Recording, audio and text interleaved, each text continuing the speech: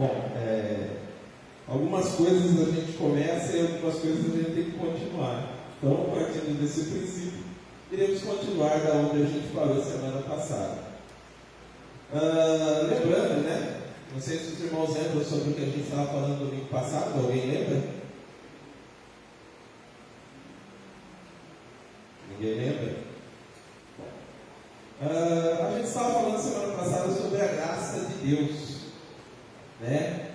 E vamos lá, ler novamente então Romanos 8, 31 e 39.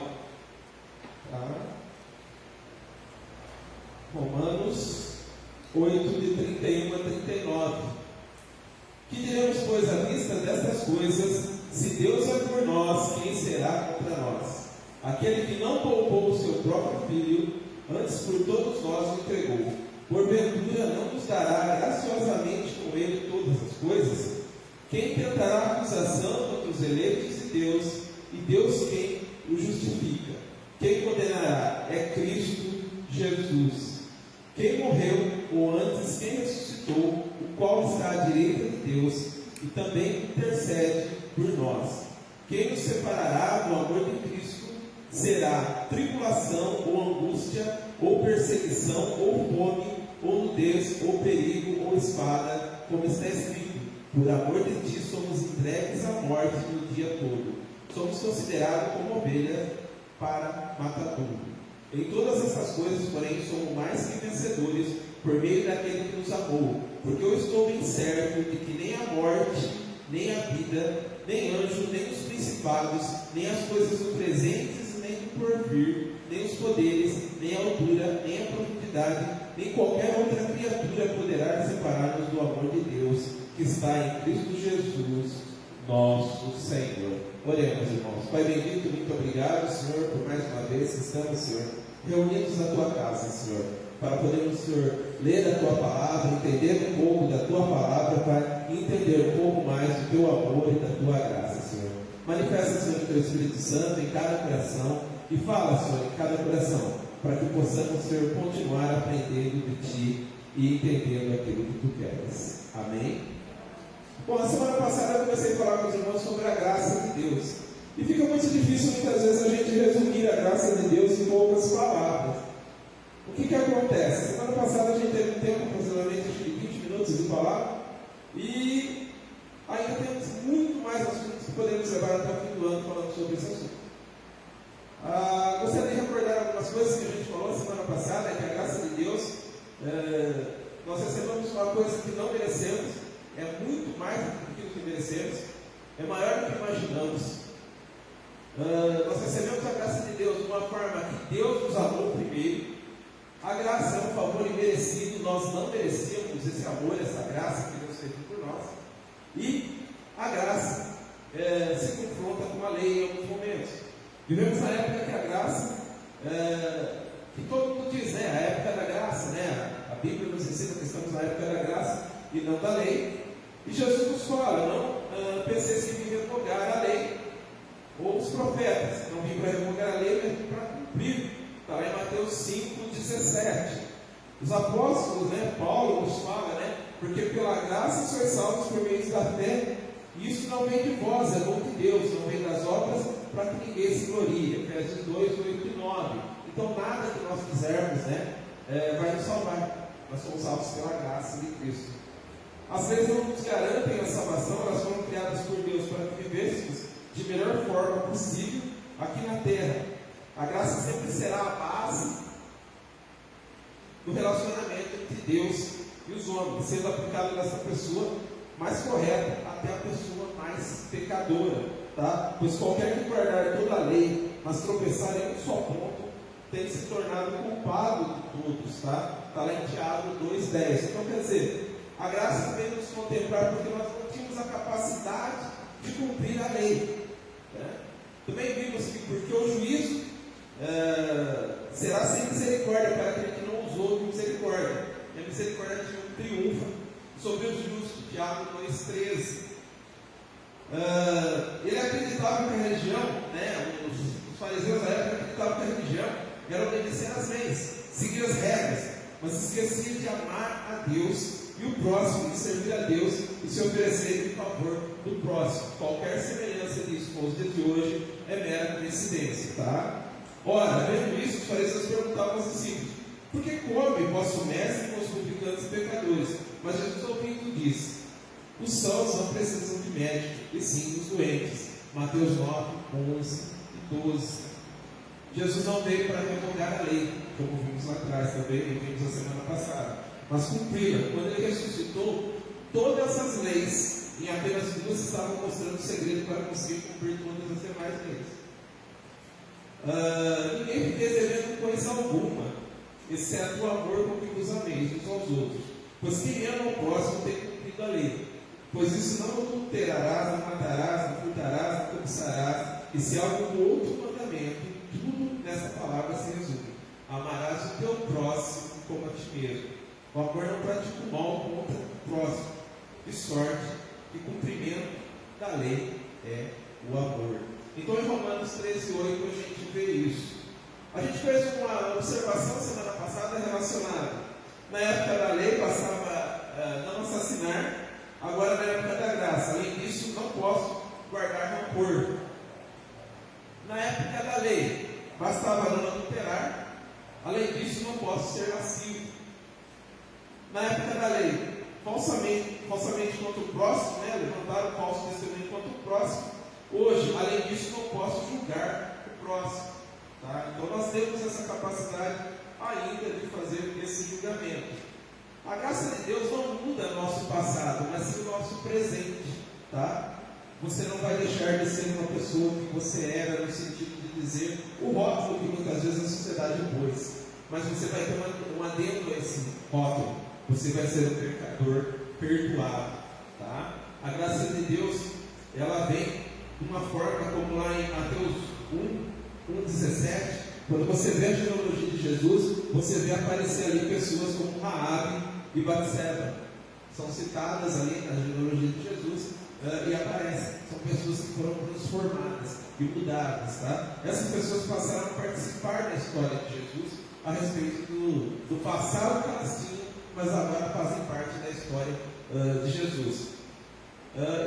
Fizemos um questionamento também semana passada, fazendo da seguinte maneira, tentando nos lembrar como que Jesus nos chamou, como que Jesus chamou. Por coincidência ou não, hoje eu estou fazendo 39 anos que eu me batizei, dia 4 de outubro de 1981. Quando eu brinquei com o Ramiro agora de pouco, eu nasci em 85, mas levando em consideração tudo aquilo que Deus fez na nossa vida, e sobreveio a lei para que a ofensa mudasse, mas onde o pecado abundou, superabundou a graça de Deus. Em Romanos 5:20 nós também vimos isso na semana passada. E não podemos pensar que Deus gosta mais do cristão ou do que do ímpio, pois a diferença está em saber a existência dessa graça e agir de acordo com a vontade que Deus tem. Um dos melhores exemplos disso, é se a gente olhar para Lucas 7, que era a parábola dos devedores, conhecida por todo mundo, E Jesus também usa explicar o grande amor que a mulher pecadora tinha por ele, pois ela lavou seus pés com lágrimas e enxugou com seus cabelos. Tá? E em Lucas 7, mesmo 47, ele diz para a mulher: perdoa-lhe são os pecados, que são muitos, porque ela nunca amou mais aquele a quem pouco se perdoa, pouco ama. Quem não recebe a graça de Deus ou não compreende, torna-se religioso, isto é, acredita ser santo em virtude de suas obras, por sua vida, conformidade com a lei. Então nós olhamos de uma forma para a lei, entendemos, compreendemos ou fazemos algumas partes dela, nós estamos salvos, e pelo esforço nosso. Mas a respeito desses, a palavra afirma que caíram a graça de Deus, em Gálatas 5:4. E vamos agora, depois dessa recordada do que aconteceu a semana passada, vamos falar um pouquinho da graça de Deus nos dias de hoje, Se a gente lembrar, existe um trecho da Bíblia que fala de um leproso, que de joelhos ele roga dizendo: se quiseres, bem podes tornar-me limpo. Jesus foi compadecido dele, estendendo a mão, tocou e disse: quero ser limpo. Imediatamente desapareceu dele a lepra e ficou limpo. E Jesus, advertindo secretamente, logo despediu, dizendo: olha, não diga nada a ninguém, mas vai e mostra ao teu sacerdote e oferece pela tua purificação o que Moisés determinou, para lhe servir de testemunho. Ele, porém, saindo dali, começou a publicar, falar para todos e divulgar que Jesus havia lhe curado. E abertamente a cidade recebeu essa notícia que Jesus havia curado ele. E Jesus continuou se permanecendo fora da cidade, e fazendo os milagres, operando e falando para as pessoas tudo aquilo que Deus tinha ao povo.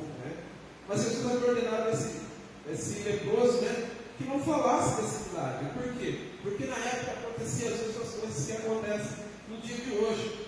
As pessoas estavam interessadas não no Jesus que realizou o milagre, ou não no Deus que entrou com providência para salvar a vida dele, mas estavam preocupados com o milagre em si, com a glória que aquele milagre poderia trazer, não estavam preocupados com a vida abundante que esse Jesus vinha trazendo, mas estavam preocupados com aquilo de bom, materialmente, que esse Jesus poderia trazer. A gente comentou sobre isso hoje na EBD, e esses fatos aconteceram lá atrás, e hoje acontecem as mesmas coisas. As pessoas vêm, muitas vezes, buscam algumas igrejas, pensando simplesmente numa prosperidade, ou em simplesmente receber alguma coisa, E algumas pessoas não recebem a graça porque acham que não precisam, e outros porque simplesmente não se acham merecedores dessa graça, ou essa graça não chega até na situação que eu tenho. Em Mateus 9, 11 e 12, ora, vendo isso, os fariseus perguntavam aos discípulos: por que come o vosso mestre com publicanos pecadores?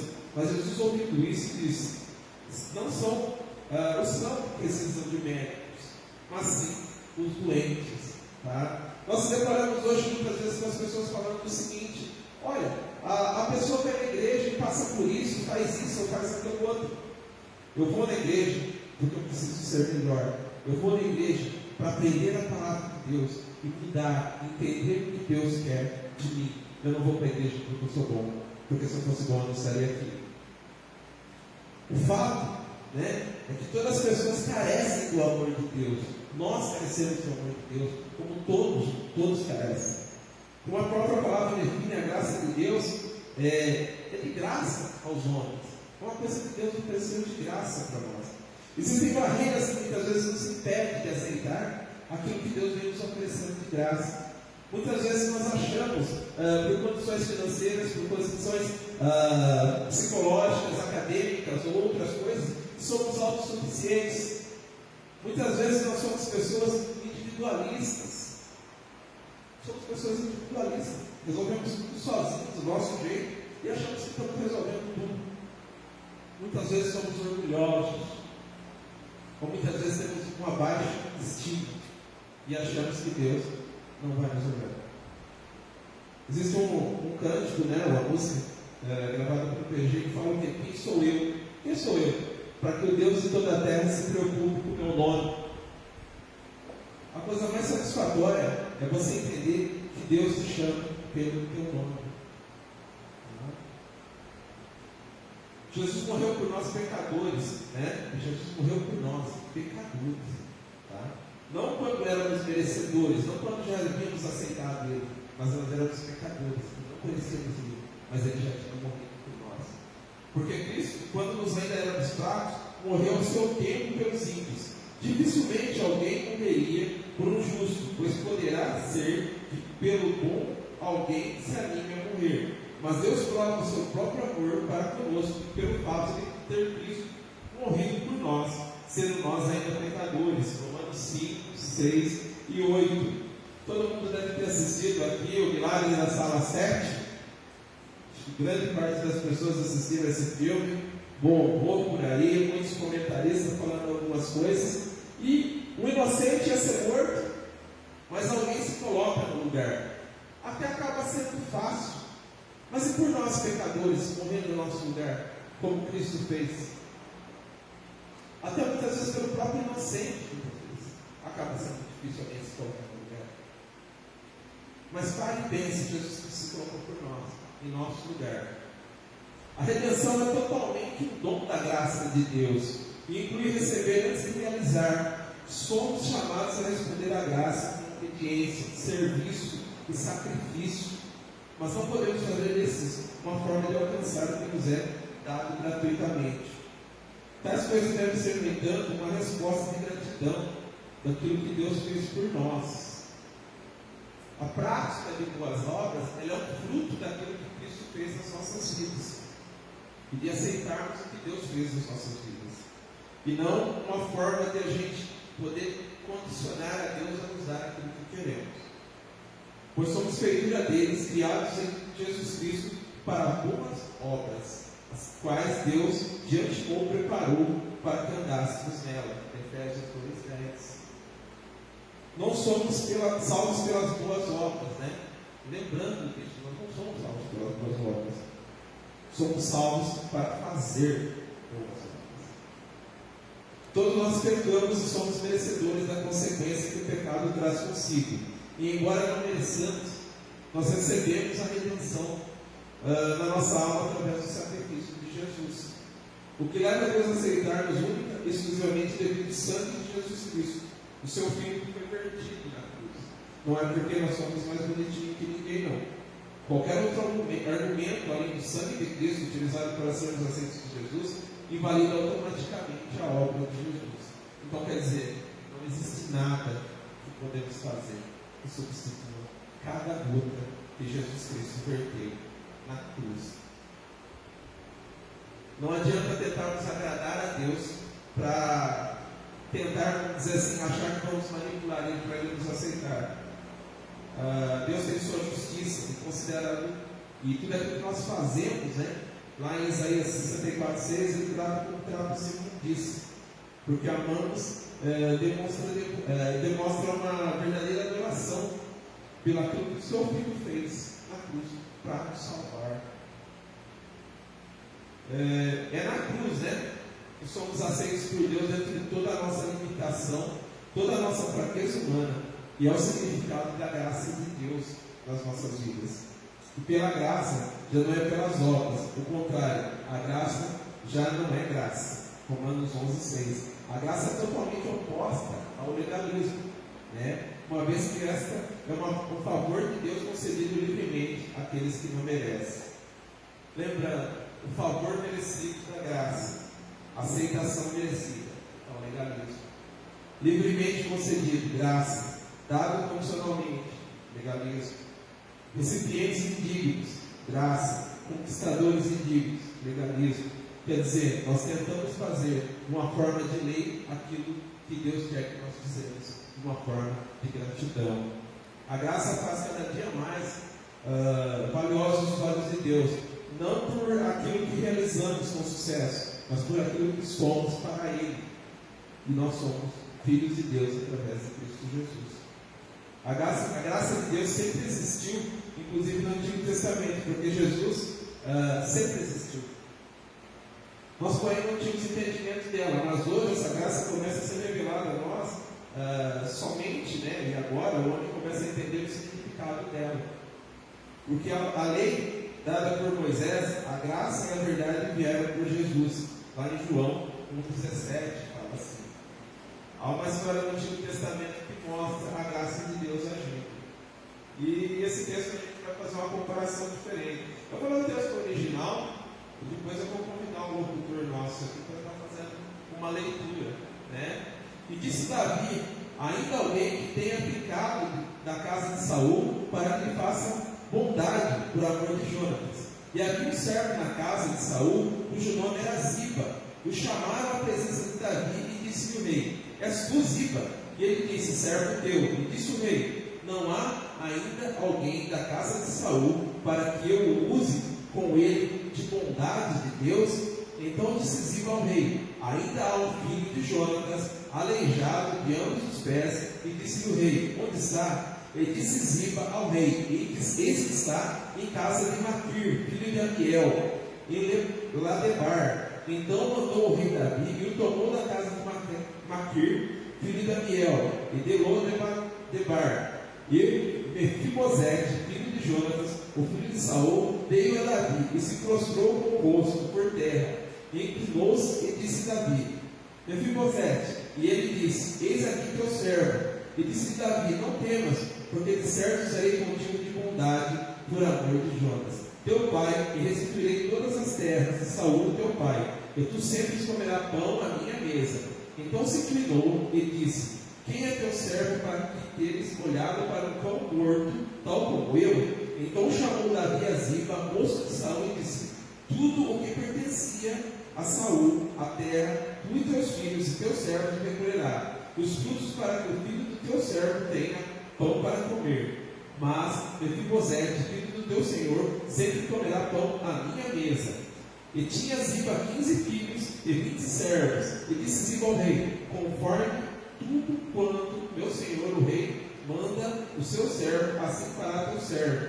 Quanto a Mefibosete, disse o rei: comerá à minha mesa com os filhos do rei. E tinha Mefibosete um filho pequeno, cujo nome era Mica. E todos quantos moravam na casa de Ziba eram servos de Mefibosete. E morava, pois, Mefibosete em Jerusalém, porquanto sempre comia à mesa do rei o coxo do ambos dos pés. Essa leitura está lá em 2 Samuel 2, de 1 a 13. Agora a gente vai fazer uma coisa interessante. Vamos comparar isso aí da forma que fosse acontecido com alguém de nós, olhando a graça de Deus agindo dessa forma. Vai lá, Gabriel, meu locutor.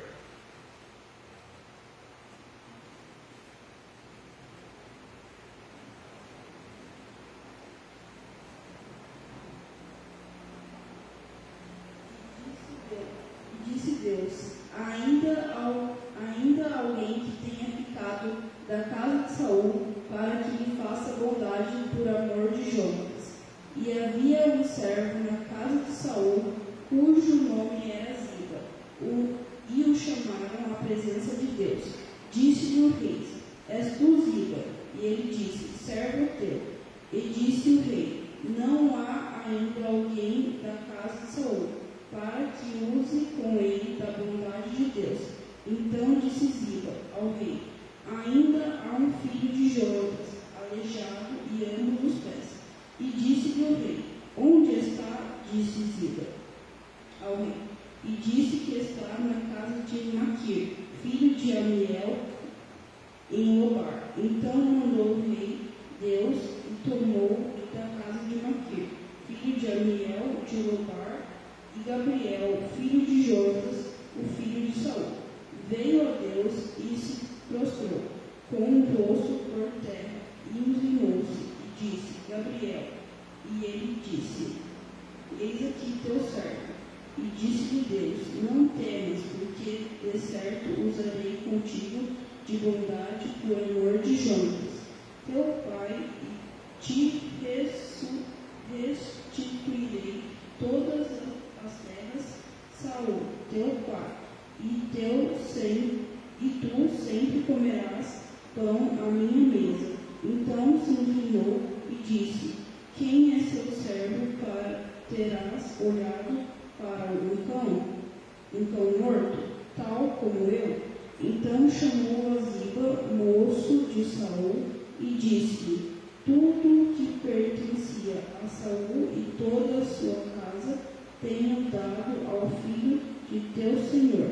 Trabalhares, pois, a terra, tu e teus filhos e teus servos, e recolherá os frutos para que o filho de teu senhor tenha pão para comer. Mas Gabriel, filho de teu senhor, sempre comerá pão à minha mesa. E tinha Ziba 15 filhos e 20 servos.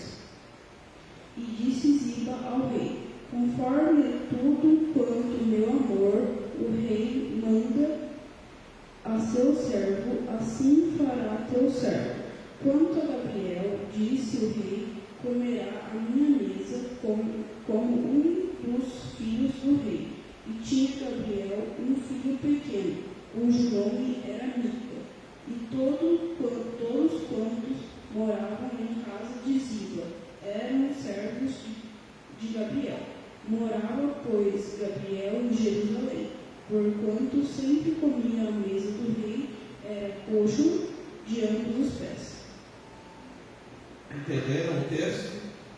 Aonde estava Davi, a gente substituiu por Deus. E aonde estava Mefibosete, a gente substituiu pelo nome do Gabriel.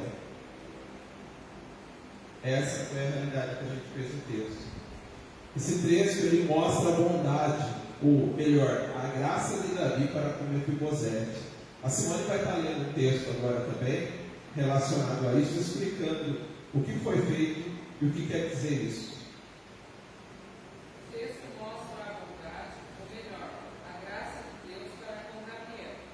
A tradição da época contava que se houvesse algum parente do antigo rei, esse deveria morrer, para que não ocorresse uma rebelião ou tentativa de retomar o reinado perdido. O que ocorreu, porém, foi justamente o contrário.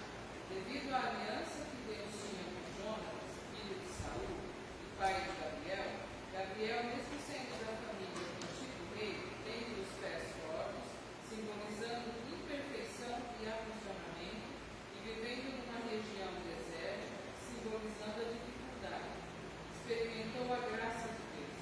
Gabriel aceitou-a e então foi colocado na mesma posição dos filhos do rei. Ele não foi orgulhoso, mantendo-se em posição de extrema superioridade e nem de extrema inferioridade, pois aquele que se sente muito acima ou muito abaixo não usufrui a graça, uma vez que o orgulho impede a manifestação desta. Gabriel conseguiu aceitar a bondade, graça de Deus, e recebê-la assim, agradar ao rei. Quando Gabriel sentou-se à mesa de Deus, seus pés tortos foram encobertos pela toalha da mesa. Essa toalha para nós simboliza o sangue de Jesus, ou seja, a graça de Deus. Amém, irmãos? Entenderam o que acontece? No Velho Testamento aparece a graça também. A graça será sempre a base do nosso relacionamento com Deus, lá em Efésios 2:8. Ela aplica desde o mais pecador ao mais correto de igual. Né? Se a gente olhar também na parábola da vinha, a gente vai encontrar a graça. Nós muitas vezes queremos cobrar de Deus. Se a gente lembrar da parábola das vinhas, o Senhor sai pela manhã, né? E ele contrata algumas pessoas para trabalhar na vinha. E mais próximo à hora do almoço, ele encontra mais algumas pessoas e manda ajudar na sua vinha. E depois, no final do dia, ele encontra mais algumas pessoas e manda trabalhar na vinha. Só que chega no final do dia, ele paga o quê? Ele paga igual para todos, um denário para cada um. E aí as pessoas que estavam desde cedo reclamaram, acharam que não era justo. E é a mesma coisa que Deus está falando para você nessa noite. Olha, não adianta você querer decidir e me dizer se é justo ou não. Eu vou estender a minha graça a uma prostituta, a um drogado e a você. A minha graça vai até onde eu quiser. Eu sou o dono e você não vai limitar a minha graça. Quando a igreja deixa de levar a palavra de Deus, a igreja está limitando a graça de Deus. Parar para entender qual a importância de sentirmos, entendermos a graça de Deus, né? Deus é bom, mas Ele quer que nós façamos isso, né? Não importa o tamanho do pecado das pessoas, nós temos que fazer a graça de Deus chegar, né? A graça, por ser um favor imerecido, nada tem a ver com o nosso mérito ou demérito. Se somos pecadores ou corretos, a partir do momento que condicionamos a graça ao nosso mérito, estamos automaticamente anulando a ideia de graça. Toda a vida e obra de Jesus aqui na terra foi uma demonstração da sua oferta de salvação a todos, gratuitamente, independente se você merece ou não. Em Mateus 9:13, ide porém aprender o significado: misericórdia quero e não holocausto, pois não vim chamar justos, e sim pecadores ao arrependimento. Isso quer dizer o quê? Ele veio me buscar, eu, pecador, para que eu me arrependa. Tendo Jesus ouvido isso, respondeu-lhe: não precisam de médico, e sim os doentes. Não vim chamar justos, e sim pecadores. Mateus 2,17.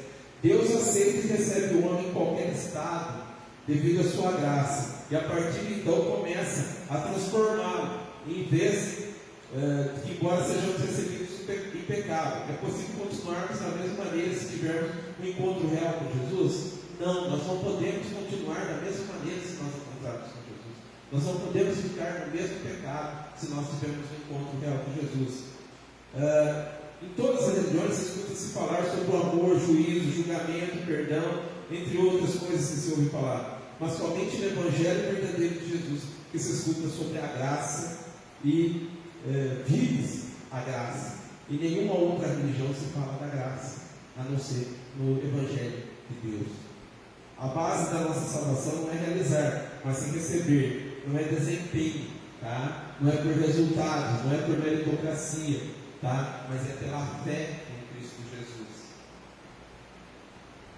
Mas agora, sem lei, se manifestou a justiça de Deus, testemunhada pela lei e pelos profetas, justiça de Deus, mediante a fé em Jesus Cristo para todos os que creem, porque não há distinção, pois todos pecaram e carecem da glória de Deus, sendo justificados gratuitamente por sua graça, mediante a redenção que há em Cristo Jesus. Romanos 3, 21, 24. Na época minha de 15 anos, se teve um trabalho forte de evangelismo usando as 4 leis espirituais, e era deixado bem claro que todos pecaram, mas destituídos estávamos da glória de Deus. A nossa situação como pecador, simplesmente, nós estamos fora da graça de Deus. Infelizmente, muitos rejeitam e abandonam a graça de Deus em suas vidas. Seguir a paz em todos e a santificação se a qual ninguém verá o Senhor. Tenha cuidado de que ninguém se prive da graça de Deus e de que nenhuma raiz de amargura brotando nos perturbe, e por ela muitos se contaminarem. E ninguém seja devasso ou profano, como Esaú, que por uma simples refeição vendeu seu direito de progenitura. Porque sem saber, se querendo, ele ainda depois de herdar a bênção foi rejeitado, porque não achou lugar de arrependimento, ainda que buscou diligentemente com lágrimas. Na Hebreus 12, 14 e 17. Deus quer que chegamos a Ele com confiança, crendo no presente, que é a graça. Acheguemos, portanto, confiando junto ao trono da graça, a fim de recebermos misericórdia e acharmos graça para socorro em ocasião oportuna. Hebreus 4,16. Não podemos clamar juízo sobre uma pessoa, pois primeiro Deus virá com juízo sobre nós. Devemos clamar a graça e a misericórdia sobre a pessoa, para que Deus venha antes com graça e misericórdia sobre nós. Hoje nós criamos uma maneira de julgar as pessoas, de rotularmos as pessoas, de classificarmos as pessoas. Acho que muitas vezes, ou alguma vez a gente usou a expressão para aquele ou para aquela, não há salvação. Por que nós anulamos o sangue de Cristo? O sangue de Cristo tem todo o poder para salvar e libertar as pessoas. Nós devemos agir com misericórdia, pois com o critério com que julgamos, seremos julgados, e com a medida que tivermos medido, vos medirão também. Mateus 7,2. Então nós devemos também olhar por essa maneira.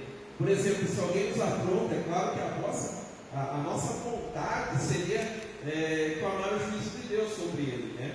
Mas será que nós estaremos sendo irrepreensíveis diante de Deus, caso o juízo dele visite-nos também? Será que se eu pedisse para que Deus aplicasse o juízo dele sobre uma vida, será que se ele agisse da mesma forma em relação à minha vida, eu seria salvo? Ou seria punido também? Acho melhor não arriscar.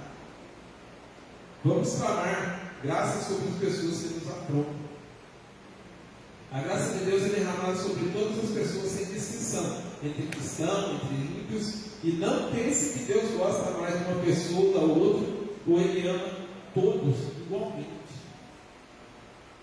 Para que vós torneis filhos do vosso Pai Celeste, porque Ele faz nascer os céus sobre maus e bons, e viu chuva sobre justo e injusto. Mateus 5,45. Mesmo após a queda do homem, Deus não desistiu de ter sua criação de volta. Essa separação causou um vazio no homem, que somente ele pode preencher. A parábola do filho pródigo ilustra bem isso. Se a gente for lá e ver a parábola do filho pródigo, a gente vai ver isso. O filho que sai, o filho que gasta tudo, se afasta do pai, comete todo tipo de pecado, que está com seus amigos enquanto tem dinheiro, e quando ele perde tudo, acaba tudo, ele volta. E o pai não lhe nega o amor, não lhe nega a recepção e a alegria de encontrá-lo com vida. Quantas e quantas pessoas saíram pelas portas das igrejas ou saíram dos seus lares e abandonaram a fé e não tiveram a oportunidade de voltar. Alguns dos meios pelos quais recebemos mais e mais da graça de Deus. E aí vem aquilo que a gente começa a entender o que vinha acontecendo e o que Deus vinha falando da nossa igreja no passado, no sentido de perguntar para os jovens se isso vem acontecendo. Conhecer mais a palavra e obedecer a Deus. Está lá em Timóteo, né? 2 Timóteo 3, 14 e 15. Tá? Ouvir a palavra de Deus. Em Romanos 1, 16 e 17. Orar. A igreja é convidada a orar. A igreja é convidada a ler a palavra. A igreja é convidada a ouvir a palavra. O jejum.